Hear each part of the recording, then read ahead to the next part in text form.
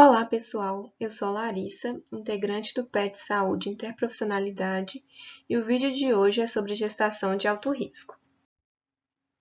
A gestação é um fenômeno fisiológico e deve ser vista pelas gestantes e equipes de saúde como parte de uma experiência de vida saudável envolvendo mudanças dinâmicas do ponto de vista físico, social e emocional.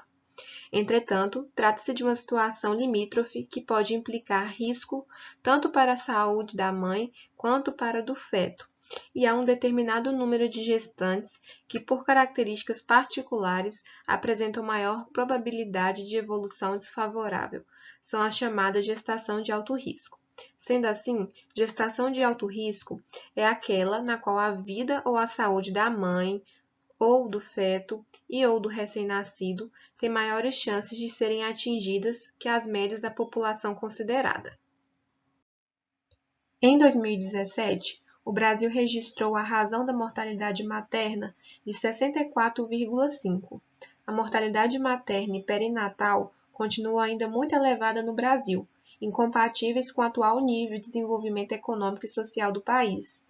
Sabe-se que a maioria das mortes e complicações que surgem durante a gravidez, parto e puerpério são preveníveis, mas para isso é necessária a participação ativa do sistema de saúde.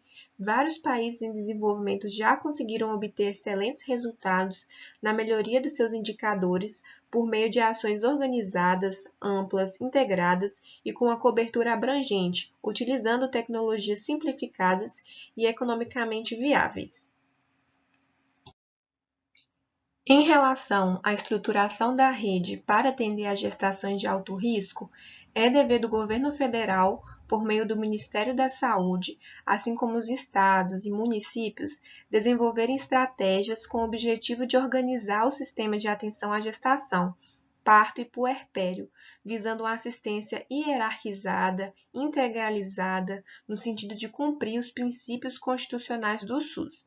Sendo assim, essa estruturação da rede implica na disponibilidade de serviços de pré-natal para baixo e alto risco, planejamento familiar, serviços especializados para atendimento das emergências obstétricas e partos, incluindo os de alto risco, disponibilização de leitos de UTI neonatal e para adultos, disponibilização de leitos de berçários para cuidados intermediários, assim como, eventualmente, a constituição de casas de apoio a gestantes de risco, com dificuldades de acesso geográficos, ou aquelas puerpérias que sejam mães de bebês que necessitam permanecer internado, também implica na humanização do atendimento por meio da sensibilização e da atualização profissional das equipes do sistema como um todo. Estes serviços podem coexistir no mesmo município ou estar organizados em uma região de saúde. Os parâmetros de assistência pré-natal e ao parto já são estabelecidos, porquanto os gestores têm como saber qual é a demanda e qualificar a rede, com adequação da cobertura, capacitação de recursos humanos e elaboração de protocolo. Vale pontuar que é importante que os profissionais de saúde do SUS incorporem esses novos conhecimentos em sua prática para que a redução da morbidade e da mortalidade materna e perinatal possa ser alcançadas. As necessidades das mulheres que não apresentam problemas durante a gravidez são resolvidos de maneira geral com procedimentos simples no nível primário de assistência. Embora as mulheres que apresentam problemas possam necessitar de procedimentos mais complexos, que só podem ser solucionados nos níveis secundários e terciários, com equipe de saúde e tecnologia sofisticada, alguns casos podem ser solucionados no nível primário de atenção. A definição do nível de assistência necessário para a solução dos problemas dependerá do problema apresentado e qual intervenção será realizada. Como exemplo, uma gestante tabagista, que poderia apresentar complicações durante a gestação, principalmente em relação à criança, poderá ser manejada no nível primário por intermédio de medidas educativas que visem a cessação do hábito de fumar. Por outro lado, se essa mesma gestante desenvolve problemas, como uma restrição grave do crescimento fetal, deverá ser assistida em um nível mais complexo de assistência. A linha de cuidado das gestantes pressupõe o acompanhamento por parte das equipes de estratégia de saúde da família ou da atenção básica tradicional, mesmo quando são de alto risco, em conjunto com o atendimento do serviço de referência, os atendimentos especializados. Para isso, o sistema de referência e contra-referência eficiente é fundamental. A gestação de risco que demandar referência poderá ser encaminhada primeiramente aos núcleos de apoio à saúde da família ou a ambulatórios de referência, que, havendo necessidade de atendimento mais especializado, poderão encaminhar aos ambulatórios de nível terciário com os especialistas. Bom, após falarmos sobre a organização e estruturação da rede para ofertar um atendimento a uma gestante de alto risco, é importante falarmos também da assistência ao pré-natal de alto risco, que compreende a avaliação dinâmica das situações de risco, prontidão para identificar problemas de forma a poder atuar, a depender do problema encontrado, de maneira a impedir um resultado desfavorável. A ausência de controle pré-natal, por si mesma, pode incrementar um risco para a gestante ou para o bebê. É importante alertar que uma gestação que está transcorrendo bem pode se tornar de risco a qualquer momento durante a evolução da gestação ou durante o trabalho de parto. Além disso, a assistência ao pré-natal de alto risco compreende a necessidade de reclassificar o risco a cada consulta de pré-natal e durante o trabalho de parto. Também deve-se proporcionar facilidade de acesso e continuidade do acompanhamento. Válido pontuar também, pessoal, que a redução da morbimortalidade materna e perinatal está diretamente relacionado com o acesso das gestantes ao atendimento pré-natal de qualidade e em tempo oportuno, no nível de complexidade necessário.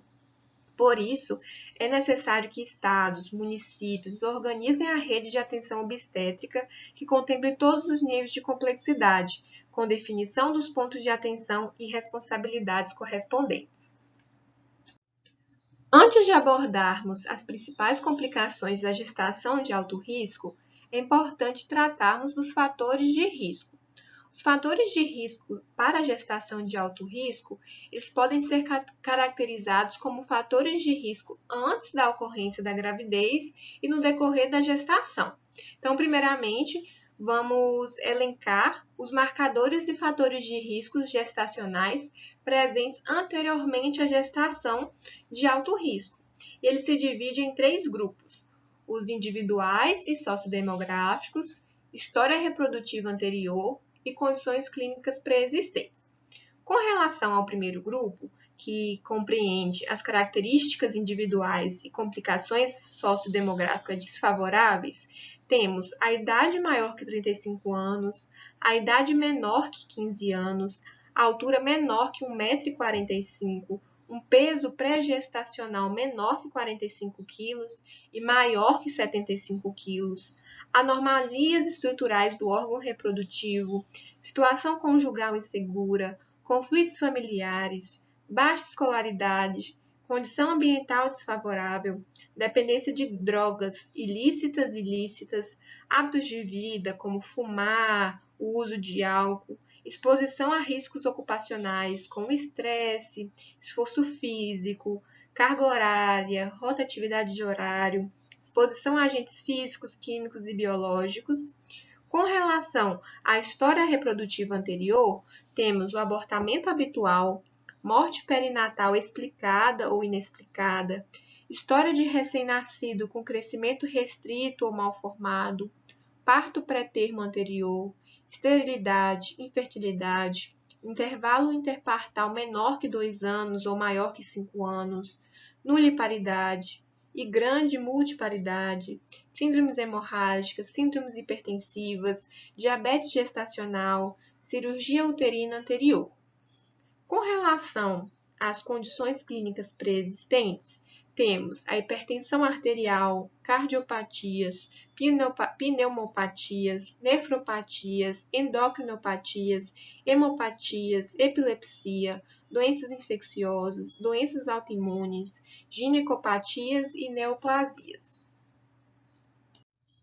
Em relação aos fatores de risco durante a gestação, eles se referem a condições ou complicações que podem surgir no decorrer da gestação, transformando-a em uma gestação de alto risco. Temos, primeiro, a exposição indevida ou acidental a fatores teratogênicos. Segundo, intercorrências clínicas, como doenças infecto-contagiosas vividas durante a presente gestação, como doenças do trato respiratório, rubéola, toxoplasmose. Doenças clínicas diagnosticadas pela primeira vez nessa gestação, como cardiopatias, endocrinopatias. Terceiro, doenças obstétricas na gravidez atual, como desvio quanto ao crescimento uterino, número de feto, o volume de líquido amniótico, trabalho de parto prematuro e gravidez prolongada, ganho ponderal inadequado, pré-eclâmpsia e eclâmpsia, diabetes gestacional, hemorragia da gestação, insuficiência istmo-cervical, aloimunização, óbito fetal. Todos os profissionais que prestam assistência a gestantes devem estar atentos à existência desses fatores de risco e devem ser capazes de avaliá-los dinamicamente, de maneira a determinar o momento em que a gestante necessitará de assistência especializada ou de interconsultas com outros profissionais. As equipes de saúde que lidam com o pré-natal de baixo risco devem estar preparadas para receber as gestantes com fatores de risco identificados e prestar um primeiro atendimento e orientações no caso de dúvida ou situações imprevistas. Uma vez encaminhada para o acompanhamento em um serviço especializado em pré-natal de alto risco, é importante que a gestante seja orientada a não perder o vínculo com a equipe de atenção básica ou saúde da família que iniciou o acompanhamento. Por sua vez, essa equipe deve ser mantida informada a respeito da evolução da gravidez, os tratamentos administrados às gestantes, por meio de uma contrarreferência e de busca ativa das gestantes em seu território de atuação por meio das visitas domiciliares. O estabelecimento dessa comunicação dinâmica entre os serviços é importante porque a gestante tem maior facilidade de acesso ao serviço de atenção básica, até mesmo pela proximidade a seu domicílio, possibilitando que as equipes de saúde da família possam ofertar a essas gestantes acolhimento e apoio por meio da identificação e ativação da rede de suporte familiar e social, participação em atividades educativas individuais e em grupo, reforço para a frequência nas consultas especializadas e maior adesão nos tratamentos instituídos, além do primeiro atendimento na suspeita de intercorrências, nos casos em que o acesso da gestante ao serviço especializado seja difícil. O uso rotineiro dos recursos e rotinas dedicadas ao alto risco para gestantes de baixo risco não melhora a qualidade assistencial, nem seus resultados e retarda o acesso das gestantes que deles precisam. Daí a importância da adequada classificação do risco para o devido encaminhamento. O primeiro quadro que iremos tratar na gestação de alto risco são as síndromes hipertensivas da gravidez, mas antes iremos falar sobre algumas definições importantes para poder entender as complicações posteriores. A proteinúria é definida como a excreção de 0,3 gramas de proteína ou mais na urina em um período de 24 horas. Elevação de enzimas hepáticas. Temos a aspartato aminotransferase e a alanina aminotransferase maior que 60 unidades de massa atômica por litro de sangue e a desidrogenase láctica maior que 600 unidades de massa atômica por litro de sangue. Plaquetopenia, número de plaquetas menor que 100.000 milímetros cúbicos e a gravidade ela se estende quando esse número chega a ser menor que 50.000 milímetros cúbicos. Anemia microangiopática. A gente tem os dados de bilirrubina acima de 1,2 miligramas por decilitro e presença significativa de esquizócitos em sangue periférico, maior que 5% no campo microscópico. Hipertensão arterial.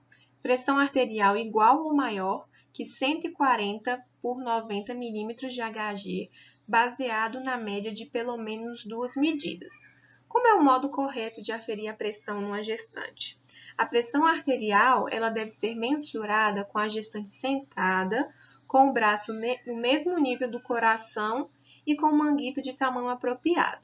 Se for consistentemente mais elevada em um braço, o braço com maiores valores deve ser usado para todas as medidas. Algumas observações. Para a medida da pressão arterial, deve-se dar preferência aos aparelhos de coluna de mercúrio ou aneroides calibrados.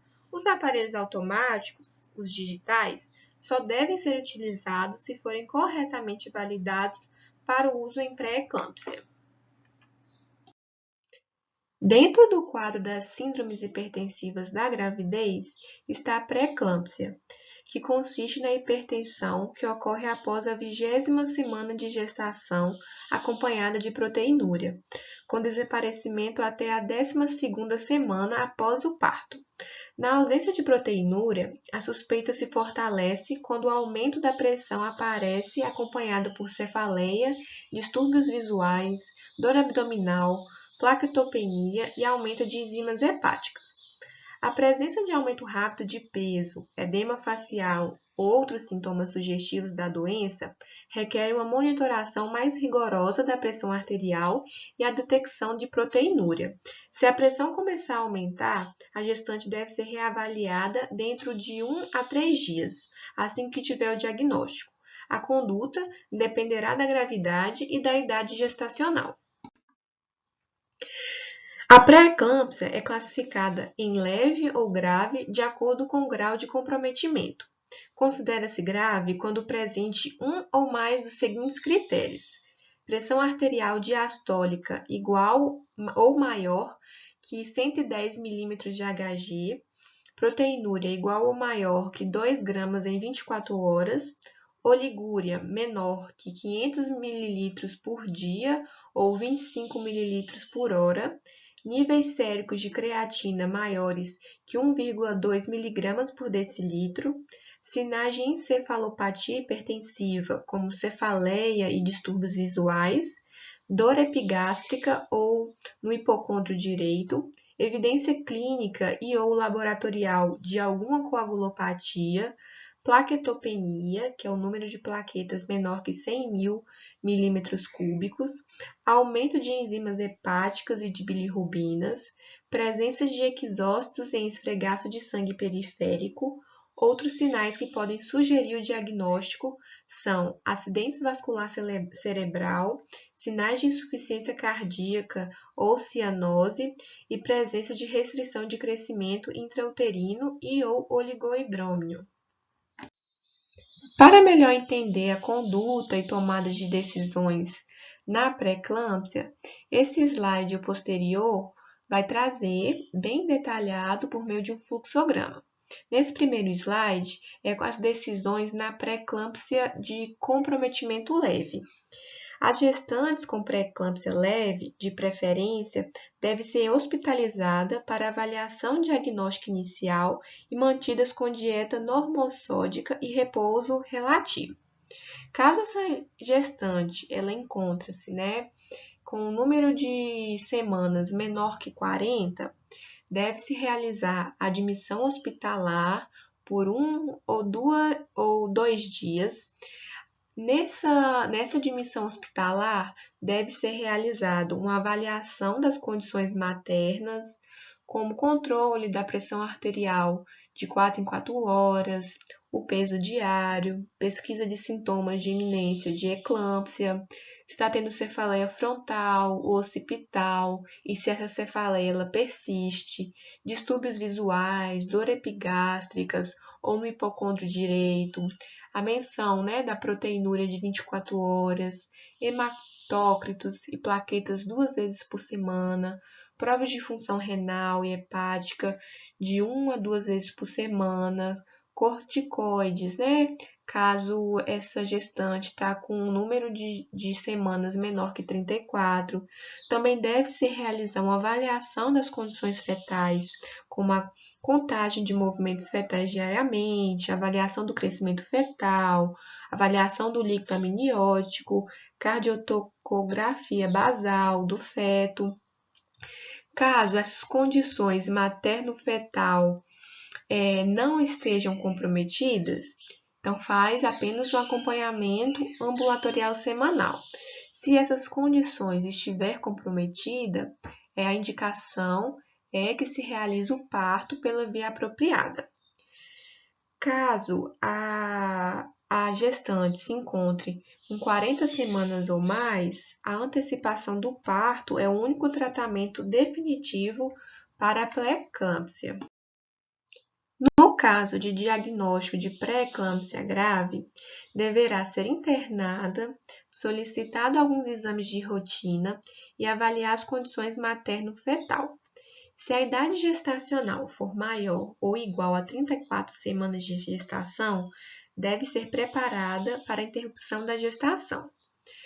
Caso a gestante encontre-se com 34 semanas ou menos, é preferível realizar condutas conservadoras, como admissão hospitalar, avaliação materno-fetal a cada 24 horas, administração de sulfato de magnésio, administração de antihipertensivo se a pressão arterial sistólica estiver em 160 ou a pressão arterial diastólica de 110 mm de Hg, administração de corticoide para promover a maturidade pulmonar. Caso seja observado eclâmpsia, edema pulmonar, insuficiência renal aguda, coagulopatia e estado fetal comprometido, deve-se realizar o parto dessa gestante. Caso não foi observado nenhuma dessas complicações, deve-se avaliar se ocorreu síndrome de HELP, como está o oligohidrômio, Doppler fetal com diastole reversa em artéria umbilical, sintomas persistentes, trombocitopenia, trabalho de parto. Caso seja observado alguma dessas alterações, deve realizar o parto dessa gestante. Caso não, tudo esteja em condições normais, deve-se realizar uma avaliação diária da condição materno e fetal, administração de antihipertensivos se necessário e monitoramento dessa gestante do seu quadro. Agora iremos abordar a eclâmpsia, que é outra complicação decorrente das síndromes hipertensivas da gravidez, que caracteriza-se pela ocorrência de convulsões em mulheres com pré-eclâmpsia, caracterizando assim o quadro de eclâmpsia. A conduta clínica visa o tratamento dessas convulsões, da hipertensão e dos distúrbios metabólicos, além de cuidados e controles gerais. A conduta obstétrica, ela visa a estabilização do quadro materno, a avaliação das condições e bem-estar fetal e a antecipação do parto em qualquer idade gestacional. Após a estabilização do quadro, iniciar os preparativos para a interrupção da gestação. A hipertensão crônica, ela também é uma complicação dentre das síndromes hipertensivas da gravidez e ela é observada antes da gravidez ou antes da 20ª semana de gestação, ou diagnosticada pela primeira vez durante a gravidez e não se resolve até a 12ª semana após o parto. A conduta consiste no tratamento medicamentoso. No quadro ao lado, a gente vê alguns dos principais medicamentos utilizados para esse tratamento, como a metildopa, hidralazina, nifedipina, diuréticos tiazínicos e furosemida. Isso vai ser de acordo com a prescrição do médico. Deve-se realizar avaliação fetal, tratamento da hipertensão após o parto, tratamento da hipertensão durante a amamentação. A última complicação dentro do quadro das síndromes hipertensivas da gravidez que iremos discutir é a hipertensão gestacional. Ela se desenvolve após a 20ª semana de gestação, tipicamente depois da 37ª semana, e persiste até a 6ª semana pós-parto. Acontece em aproximadamente 5 a 10% de todas as gestações, com mais frequência em casos de gestação múltiplas. A hipertensão gestacional, ela pode ser classificada em hipertensão transitória da gravidez, onde a pressão retorna ao normal até a 12ª semana após o parto, e a hipertensão crônica, que consiste na elevação da pressão arterial, que persiste além da 12ª semana após o parto. Deve-se seguir as condutas clínicas e obstétricas recomendadas para a pré-eclâmpsia, que foram aqueles fluxogramas que a gente detalhou e descreveu. Outra complicação presente na gestação de alto risco é o diabetes. O diabetes mellitus é uma doença metabólica crônica caracterizada por hiperglicemia. É responsável por índices elevados de morbimortalidade perinatal, especialmente a macrosomia fetal e malformações fetais. No nível de atenção básica, as equipes devem estar atentas para com as mulheres diabéticas que planejam engravidar, já que estas devem ser referenciadas para centros de atenção secundário ou terciário. Na atenção especializada, visa a compensação metabólica, pré-concepção, avaliação da presença de complicações crônicas da doença e orientação especializada para a prevenção de malformações fetais, incluindo o uso rotineiro de ácido fólico. É importante que essas mulheres engravidem com níveis glicêmicos adequados, com o objetivo de prevenir as malformações fetais associadas à hiperglicemia periconcepcional e as demais complicações maternas e fetais associadas à gravidez. Quanto mais descompensada estiver o controle glicêmico dessas mulheres no momento da concepção, maior o risco de abortamento e de malformações do concepto. Mulheres com diabetes que engravidam sem esse planejamento também devem ser encaminhadas a serviços especializados prontamente. O diabetes mellitus associado à gravidez pode ser classificado como o diabetes gestacional, diagnosticado durante a gravidez, e o diabetes pré-gestacional, diabetes prévio à gravidez, tipo 1, tipo 2 ou outros. Vamos aqui falar nesse slide sobre o diabetes gestacional. O diabetes gestacional é definido como a intolerância aos carboidratos de graus variados de intensidade, diagnosticada pela primeira vez durante a gestação, podendo ou não persistir após o parto. Devemos realizar o rastreamento e o diagnóstico. O rastreamento ele deve ser iniciado pela anamnese para identificação dos fatores de risco, como idade igual ou superior a 35 anos, índice de massa corporal que indique sobrepeso e obesidade, antecedente pessoal de diabetes gestacional, antecedente familiar de diabetes mellitus, devendo ser observados parentes de primeiro grau, macrosomia ou polihidrâmio em gestação anterior, óbito fetal sem causa aparente em gestação anterior, malformação fetal em gestação anterior, uso de drogas hiperglicemiantes como corticoides, diuréticos tiazínicos, síndromes dos ovários policísticos, hipertensão arterial crônica. Na gravidez atual, em qualquer momento, deve-se observar se há um ganho de peso excessivo, se tem suspeita clínica ou ultrassonografia de crescimento fetal excessivo ou poliandrômio. Aprofundando um pouquinho mais nesse ponto do rastreamento e diagnóstico, vale salientar que todas as gestantes, independente de apresentarem fatores de risco, devem realizar uma dosagem de glicemia no início da gravidez, antes da 20ª semana ou tão logo que seja possível. O rastreamento negativo, ele indica a ausência de fatores de risco e glicemia de jejum menor ou igual a 85 mg por decilitro. Considera-se e deve-se repetir a glicemia de jejum entre a 24ª e 28ª semana de gestação.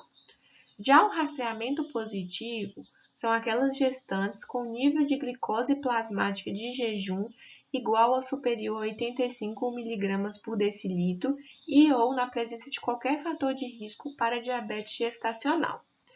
No caso do rastreamento positivo, onde a glicemia plasmática de jejum é igual ou maior a 85 mg de decilitro até 125 mg de decilitro e ou com qualquer fator de risco, devem ser submetidas à confirmação diagnóstica com teste oral de tolerância à glicose. Falando agora da diabetes pré-gestacional, ela pode ser do tipo 1 ou 2, sendo que na maioria dos casos, na gestação, são do tipo 2, caracterizado por surgir em idades mais tardias, com resistência periférica à insulina, deficiência relativa de insulina, obesidade e desenvolvimento de complicações vasculares, renais e neuropáticas. O diabetes tipo 1, anteriormente conhecido como diabetes juvenil, é menos comum entre as gestantes. Caracteriza-se por surgir em idades mais precoces e por um processo autoimune que destrói as células beta-pancreáticas, levando à necessidade de terapia com insulina. Com relação ao manejo do diabetes na gravidez, as gestantes com diagnóstico de diabetes pré-gestacional devem ser manejadas em centros de assistência terciária por equipe multidisciplinar, composta por médico obstetra, endocrinologista, nutricionista, enfermeira obstetra e outros profissionais, dependendo da necessidade e da gravidade do caso também. As gestantes diabéticas em acompanhamento em centro de atenção secundária ou terciária também podem ser acompanhadas pelas equipes de atenção básica, visando maior controle e aderência aos tratamentos preconizados nos níveis de maior complexidade. No manejo da gestante diabetes, devem ser adotadas as recomendações a seguir: dieta balanceada, atividade física regularmente, controle glicêmico e controle obstétrico e avaliação fetal. Quando pensamos em gestação de alto risco, não tem como não lembrar das síndromes hemorrágicas. Entre 10 a 15% das gestações apresentam hemorragias, podendo representar complicação gestacional ou agravos ginecológicos concomitantemente com o período gravídico. As síndromes hemorrágicas, elas são classificadas de acordo com o período de gestação. Temos a primeira categoria, primeira metade da gestação, com abortamento, gravidez ectópica, neoplasia tromfoblástica gestacional benigna, deslocamento córneo-amniótico. Na segunda metade da gestação, temos placenta prévia, deslocamento prematuro da placenta, rótula uterina e várzea prévia. Nesse vídeo, iremos abordar apenas o abortamento e o deslocamento prematuro da placenta. Abortamento. Conceitua-se como abortamento a interrupção da gravidez ocorrida antes da 22ª semana da gestação. O produto da concepção eliminado no processo de abortamento é chamado aborto. O abortamento pode ser precoce, quando ocorre até a 13ª semana, e tardio, quando ocorre entre a 13ª semana e a 22ª semana. O abortamento pode ser classificado de várias formas, podendo ser abortamento espontâneo, é a perda involuntária da gestação, ameaça de abortamento, é a ocorrência de sangramento uterino com a cérvix fechada sem eliminação de tecidos ovulares, abortamento completo, quando a totalidade do conteúdo uterino foi eliminado, abortamento incompleto, quando apenas parte do conteúdo uterino foi eliminado, abortamento inevitável, quando há sangramento e dilatação cervical, mas ainda não ocorreu a eliminação do conteúdo uterino, abortamento retido, quando ocorre a morte do embrião ou feto e o mesmo permanece na cavidade uterina sem ser eliminado. De uma maneira geral, o colo se encontra fechado, podendo ocorrer leve sangramento. Abortamento infectado é o processo de abortamento acompanhado de uma infecção genital, tais como endometrite, parametrite e peritonite. Abortamento habitual, perdas espontâneas e sucessivas de 3 ou mais gestação. Com relação ao diagnóstico e conduta, toda gestante com sangramento vaginal no primeiro trimestre deve ser submetida a um exame abdominal, exame especular e toque. Quando o colo estiver fechado ou houver dúvida no diagnóstico, está indicado uma ultrassonografia para avaliação das condições do saco gestacional, com ou sem deslocamento, e avaliação do embrião, com ou sem batimentos. Deslocamento prematuro de placenta, também conhecido como DPP, é definido como a separação da placenta da parede uterina antes do parto. O DPP ocorre em aproximadamente de 1 a 2% das gestações e é uma das piores complicações obstétricas, com aumento muito importante da morbimortalidade materna por maior incidência de hemorragia, de anemias, coagulopatia, hemotransfusões, cesárea, histerectomia e até a morte materna. Podem ocorrer ainda complicações perinatais, como prematuridade, restrição de crescimento fetal, baixo peso a nascer, sofrimento fetal e óbito perinatal. O DPP é descrito como a principal causa de óbito perinatal. A separação da placenta da parede uterina antes do parto pode ser parcial ou total e é classificada em 3 graus, levando em conta os achados clínicos e laboratoriais de acordo com a classificação de Sher. O grau 1 caracteriza-se como sangramento genital discreto, sem hipertonia uterina significativa, vitalidade fetal preservada, sem repercussões hemodinâmicas e coagulopatia, geralmente diagnosticado no pós-parto com a identificação do coágulo retroplacentário. O grau 2 caracteriza-se como sangramento genital moderado e contrações tetânicas, presentes de taquicardia materna e alterações posturais da pressão arterial. Alterações iniciais da coagulação, com queda dos níveis de fibrogênio, batimentos cardíacos fetais presentes, porém com sinais de comprometimento de vitalidade. O grau 3 trata-se do sangramento genital importante com hipertonia uterina, hipotensão arterial materna e óbito fetal, podendo ser sem coagulopatia ou com coagulopatia. Com relação ao quadro clínico do deslocamento prematuro de placenta, temos dor abdominal, persistência da dor entre as contrações no trabalho de parto, sangramento genital de quantidade variável, história de hipertensão e pesquisar presença de outros fatores de risco.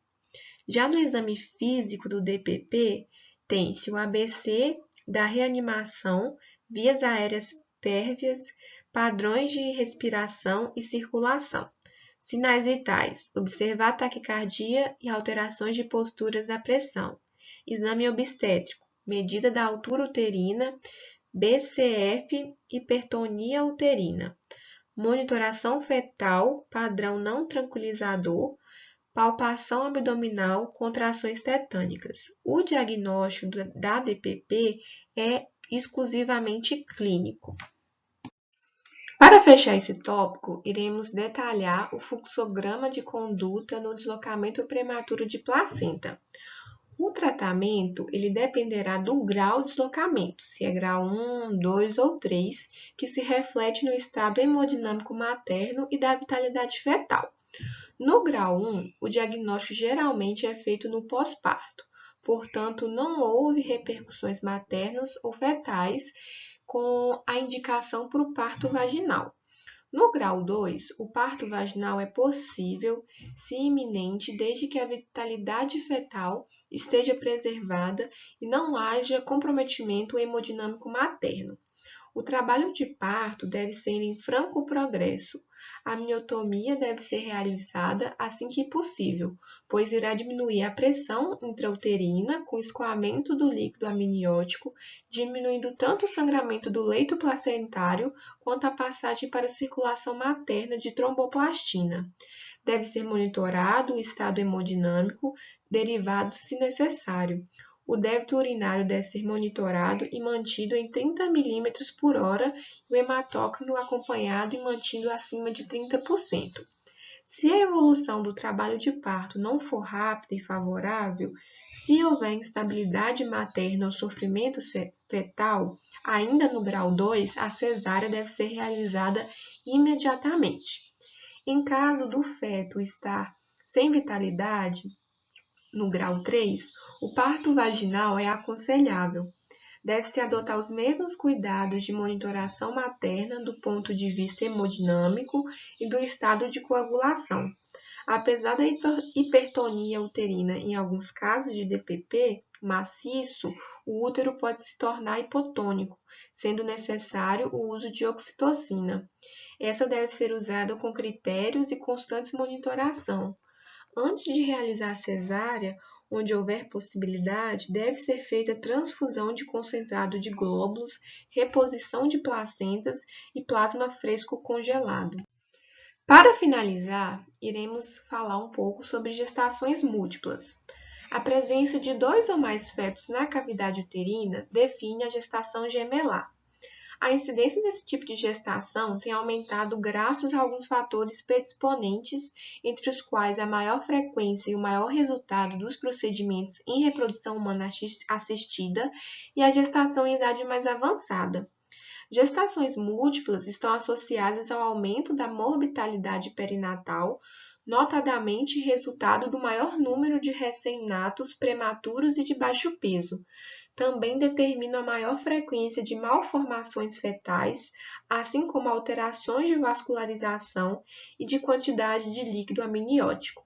Ademais, encontra-se aumentada também a morbidade materna face à maior probabilidade de ocorrência dos fenômenos de pré-eclâmpsia, eclâmpsia e hemorragia puerperais.